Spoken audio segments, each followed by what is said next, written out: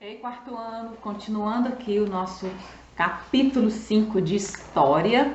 A gente vai falar agora sobre o ciclo da borracha, página 256 a 264, tá bom? Então, olha só. Ao longo da história do Brasil, a extração de diversos produtos das matas brasileiras, ela acabou estimulando o deslocamento de muitas pessoas para cá.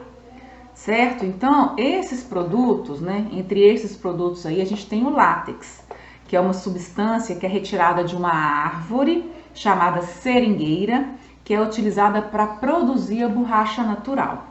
Então, no final do século XIX, o látex passou a ser amplamente utilizado pela indústria. Então, ele tornou-se um produto muito valorizado.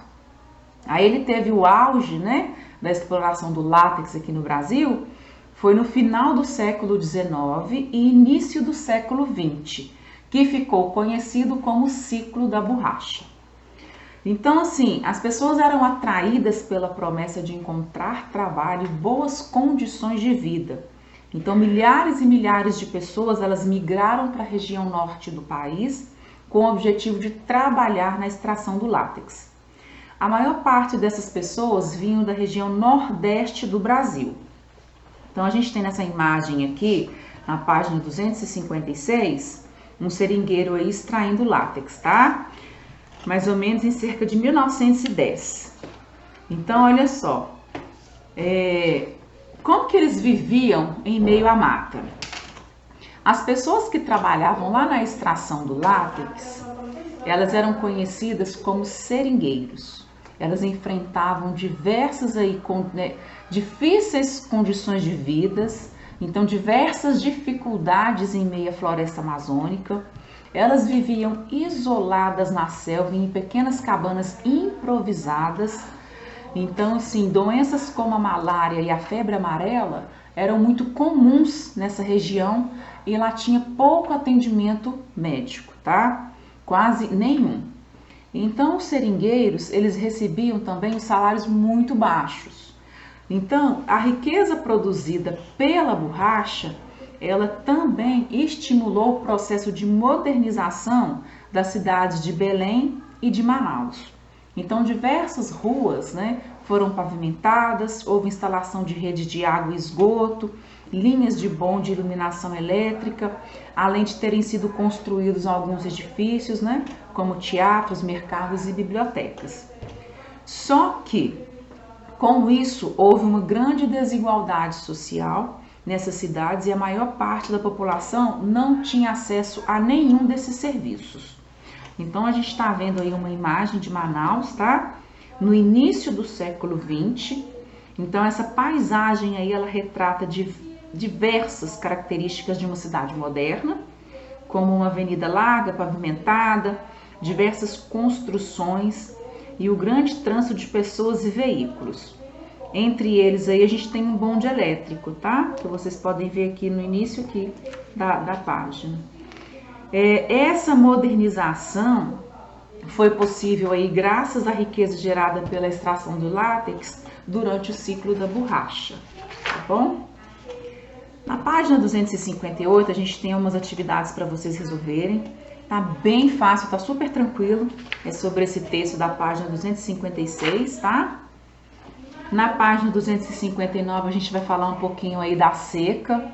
O que aconteceu? Ao longo do século XX, por causa das difíceis condições de vida agravadas pela seca, muitos nordestinos deixaram seus lugares de origem em busca de melhores condições de vida.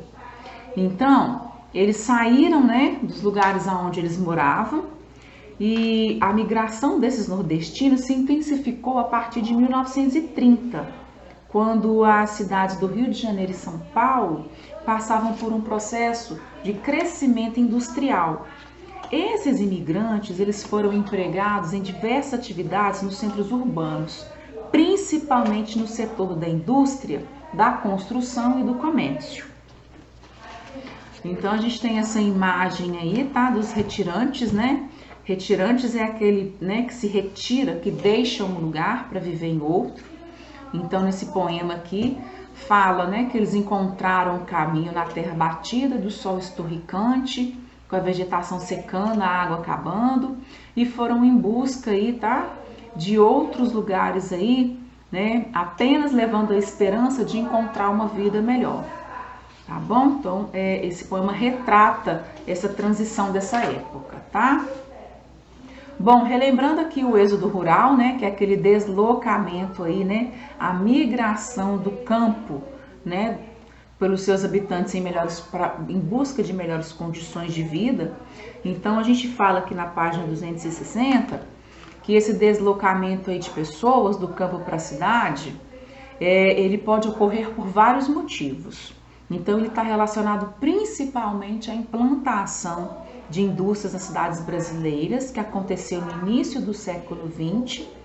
Alguns centros urbanos passaram a oferecer um grande número de empregos na indústria e no comércio. Então, acaba que isso foi atraindo as pessoas, tá, por melhores condições de vida. Então, muitos camponeses migraram para as cidades. Aí, o que aconteceu? Na metade do século XX, a modernização promovida, né, por causa da indústria atingiu também as áreas rurais.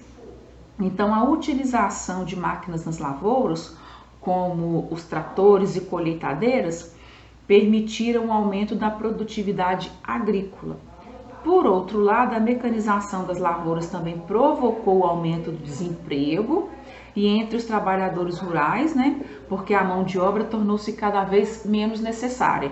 Então, muitos pequenos proprietários rurais, eles foram prejudicados com isso. Então, com menos recursos para investir na mecanização das suas lavouras, era mais difícil deles competirem com os grandes proprietários. Então, eles foram obrigados a vender as suas terras e migrar também para cidades em busca de empregos, tá? Aí agora a gente vai falar um pouquinho como foi essa migração para o centro-oeste. Então, a partir da segunda metade do século XX, a região centro-oeste do Brasil passou a receber cada vez mais imigrantes aí, tá? Os migrantes, eles vinham de todas as partes e a maioria em busca de oportunidades de trabalho. Aí, o que aconteceu? Em 1956, iniciou-se a construção da cidade de Brasília, que passou a ser a nova capital do Brasil, substituindo aí o Rio de Janeiro. Então, para realizar esse projeto, o governo ele precisou de muita mão de obra, tá? Para poder levantar a cidade. Então, dessa maneira, milhares de pessoas migraram de diferentes regiões do país, principalmente no Nordeste, para trabalhar na construção da nova capital. Só que após o término dessas obras, o que aconteceu? Os trabalhadores que eram conhecidos como candangos ficaram morando nas cidades de Brasília e muitos deles perderam seus empregos, porque a cidade ficou pronta.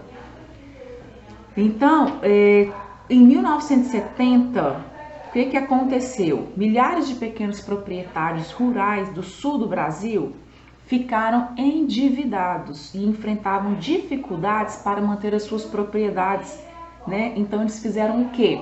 Eles foram em busca de novas terras, então eles migraram para novas terras. Muitos desses pequenos proprietários migraram principalmente para a região centro-oeste, onde era mais fácil adquirir terras. Então, nessa região, os novos proprietários eles passaram a desenvolver a agropecuária, criando o quê?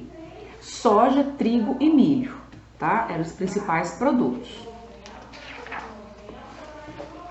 Bom, gente, falando um pouquinho sobre a cultura sertaneja, tá? Que está relacionada a esse conteúdo, né?